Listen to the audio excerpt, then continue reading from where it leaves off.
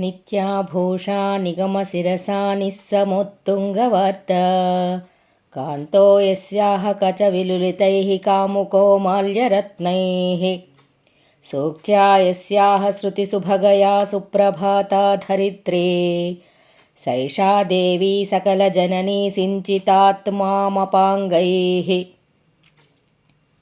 माता चेत् तुलसी पिता यदि तव श्रीविष्णुचित्तो महान्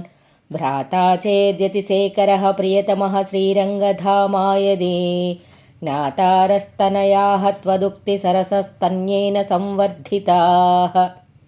गोदादेवी कथं त्वमन्यसुलभा साधारणा श्रीरसे कल्पादौ हरिणा स्वयं जनहितं दृष्टेन सर्वात्मनाम् प्रोक्तं स्वस्य च कीर्तनं प्रपदनं स्वस्मेव सूनार्पणं सर्वेषां प्रकटं विधातुमनिशं श्रीधन्विनव्ये पुरे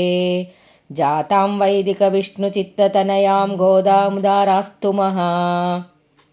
आकूतस्य परिष्क्रियामनुपमामासेचनं चक्षुषोः आनन्दस्य परम्परामनुगुणामारामशैले सितुः तद्धोर्मध्यकिरीटकोटिघटितस्वोच्छिष्टकस्तूरिका माल्यामोदसमेधितात्मविभवां गोदामुदारास्तु महा सोच्छिष्टमालिका बन्धगन्धबन्धुरजिष्णवे विष्णुचित्ततनूजायै गोदायै नित्यमङ्गलम् मादृशा किञ्चन त्राणबद्धकङ्कणपाणये विष्णुचित्ततनूजायै गोदायै नित्यमङ्गलम् श्रीमत्यै विष्णुचित्तार्यमनोनन्दनहेतवे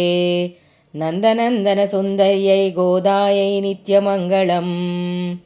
कर्कटे पूर्वफल्गुण्यां तुलसीकाननोद्भवां पाण्ड्ये विश्वम्भरां गोदां वन्दे श्रीरङ्गनायकीं कर्कटे पूर्वफल्गुण्यां तुलसीकाननोद्भवां पाण्ड्ये विश्वम्भरां गोदां वन्दे श्रीरङ्गनायकीम्।